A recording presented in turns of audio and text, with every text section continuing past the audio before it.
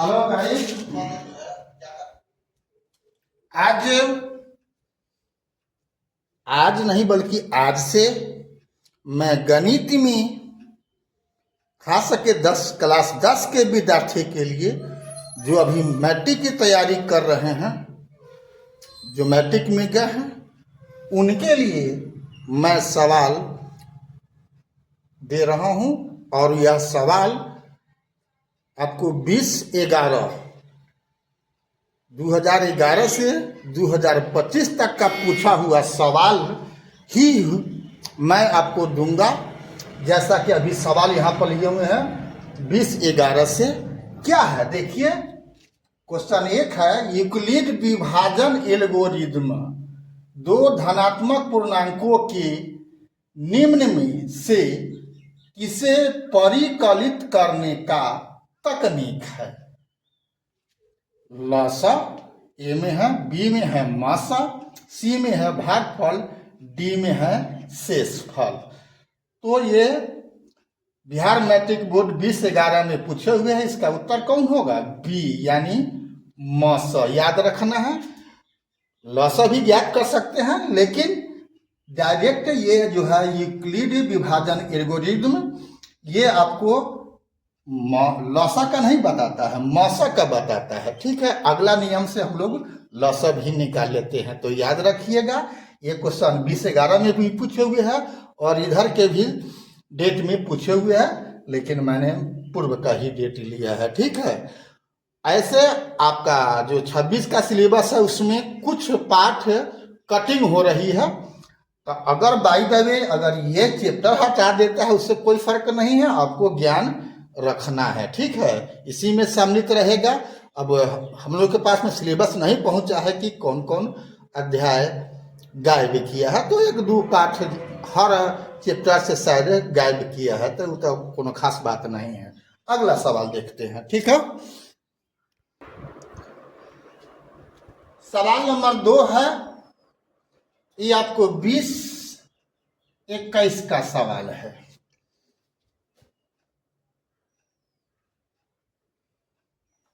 जी हाँ, 2021 का सवाल है। 45 और 60 का मसा है।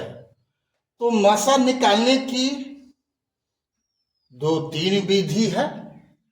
पहले से आप जानते हो कि भाग विधि और दूसरा है अभाज्य गुणन खंड विधि। यही 2 विधि से निकाला जाता है। ऐसे मसा कहते किसको हैं?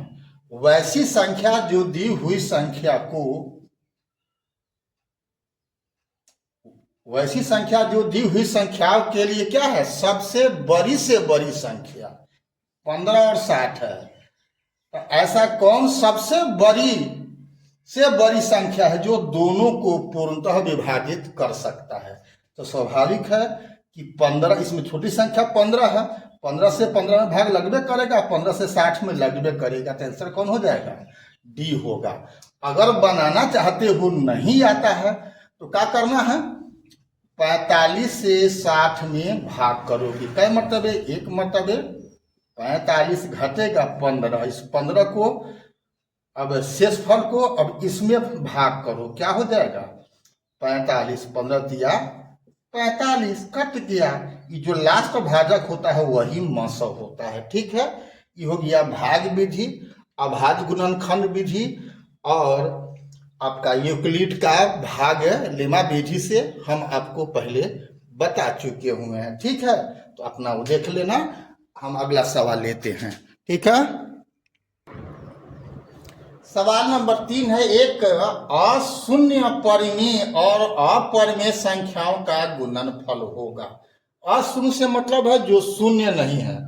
तो आपको नियम हम पहले बता चुके हैं कि परिमेय और अपरिमेय संख्याओं का जोड़, घटाव, गुणनफल और भागफल, इन सभी को करने से जो प्राप्त संख्या होती है वह अपरिमेय होती है हमेशा। यानी आंसर कौन होगा? बी होगा। ठीक है, अगला सवाल देखते हैं। चौथा सवाल है, किसी पूर्णांक p के प्रत्येक सम पूर्णांक का रूप है। सम मतलब सम पूर्णांक यानी 2, 4, 6, 8, 10। कब? जबकि p क्या है? p कोई किसी पूर्णांक p के प्रत्येक सम पूर्णांक का रूप है। तो p यदि पूर्णांक है तो प्रत्येक पूर्णांक संख्या क्या होगी इसमें से? तो ये तो हर हाल में हो जाएगा, ये तो सम होगा ही। सम में एक जोड़िएगा तो क्या हो जाएगा? विषम हो जाएगा। केवल अगर p देते हैं तो सम और विषम कुछ हो जाएगा, क्योंकि p क्या है? कोई पूर्णांक संख्या ले रहे हैं तब। तो ये भी सम हो जाएगा, सॉरी ये भी विषम होगा, ये भी विषम होगा, और इसका कोई गारंटी नहीं है। तो 2p हुआ। इसमें अगर 1, 2, 3, 4 कुछ भी दीजिएगा, 1 दीजिएगा तो क्या होगा? 2 होगा, 2 दीजिएगा तो क्या होगा? 4 होगा, 3 दीजिएगा तो क्या होगा? 6 होगा, 4 दीजिएगा तो क्या होगा? 8 होगा। यही मिलना शुरू हो गया, यानी आंसर कौन हुआ? डी हुआ। अगला सवाल देखते हैं। यहाँ सवाल है 5 में, यदि p एक धनात्मक पूर्णांक है तो धनात्मक सम पूर्णांक का रूप होगा। ये 20-22 में पूछे हुए हैं, सेम सवाल है, थोड़ा सा शब्द का हेर फेर है। तो p एक धनात्मक पूर्णांक है या सम संख्या का रूप क्या होगा? तो वही होगा कौन? 2p, यानी इसमें आंसर है ए। हम छठा क्वेश्चन देखते हैं। क्वेश्चन नंबर 6 है, किसी धनात्मक पूर्णांक q के लिए प्रत्येक धनात्मक विषम पूर्णांक का रूप है। इसके पहले वाला सवाल जो देखे हो आप 5 और 4, वो था सम। यहाँ पर है विषम के लिए, यानी 3, 5, 7, 9, 11 इसके लिए है। तो इसमें क्योंकि ये सम किसी धनात्मक पूर्णांक q के लिए प्रत्येक धनात्मक विषम पूर्णांक, तो ये 6q वाला वैलिड नहीं होगा, ये सम हो जाएगा। और विषम माने 6 है तो विषम ही होगा, हर हाल में सम होगा। इसलिए कि 1 दोगे तो क्या हो जाएगा? 6 हो जाएगा, 2 दोगे तो 12 हो जाएगा, 3 दोगे तो 18 होगा। ये सम ही प्राप्त होगा। हमको विषम चाहिए, तो ये भी सम होगा। यहाँ पर प्लस 2 करोगे, सम में 2 जोड़ेंगे तो समय हो जाएगा, 4 जोड़ेंगे फिर भी समय होगा। हमको चाहिए विषम, कौन होगा? ये होगा, सी वाला आंसर होगा विषम। ठीक है, इसमें विषम संख्या जोड़ रहे हो तो विषम हो गया। यहाँ पर शून्य से शुरू कर सकते हो, लेकिन पूर्णांक की बात है तो वो भी चलेगा। तो सही आंसर इसमें सी हो गया। अगला सवाल देखते हैं।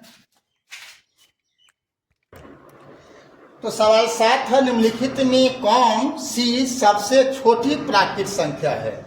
0 प्राकृत संख्या है ही नहीं, -1 है ही नहीं, 1 और 2 है, तो सबसे छोटी है तो कौन होगा? सी होगा। अगला सवाल देखते हैं। छोटी प्राकृत संख्या क्या होती है? सबसे छोटी 1 होती है। अगला सवाल ये भी 22 का ही पूछा हुआ सवाल है। क्वेश्चन नंबर 8, √12 का परिमेयीकरण गुणांक है। क्या है? √12 है, तो √12 को क्या लिख सकते हो? 2 दूनी 4 तिहाई 12। तो रूट है तो 2 के बदला में 2 बाहर निकल जाएगा, तो अंदर इसको क्या लिख सकते हो? 2√3। तो अब परिमेयकारी गुणांक क्या है? तो इसमें क्या किस चीज से गुना कर दोगे कि क्या बन जाएगा? ये परिमेय बन जाएगा। अभी अपरिमेय है, तो इसमें √3 से गुना कर दोगे तो परिमेय बन जाएगा। आंसर कौन होगा? ए होगा। हम क्वेश्चन नंबर 9 देखते हैं। यहाँ आपको क्वेश्चन नंबर 9 है, यदि 130 बराबर 15 गुना 8 प्लस 30 एवं 15 बराबर 5 गुना 3 प्लस 0 तो मौसा क्या होगा? तो मौसा अंतिम भाजक होता है। इसमें आंसर कौन हो जाएगा? 5 होगा। इक्वलिट का भाग लेना से मौसा इसी ढंग से निकालते हैं। किसका? 130 और 15 का निकालना होगा तो इसी ढंग से निकालेंगे। तो अंतिम जो भाजक होगा 5, यहाँ पर जब 0 आ गया तो यही 5 मौसा होता है। आंसर होगा आपका यहाँ पर बी। क्वेश्चन नंबर 10 देखते हैं। तो क्वेश्चन नंबर 10 है, यहाँ पर यदि भाग एल्गोरिथम में a बराबर BQ प्लस R में a बराबर 72, a बराबर 8 एवं R बराबर 0 हो तो b का मान है।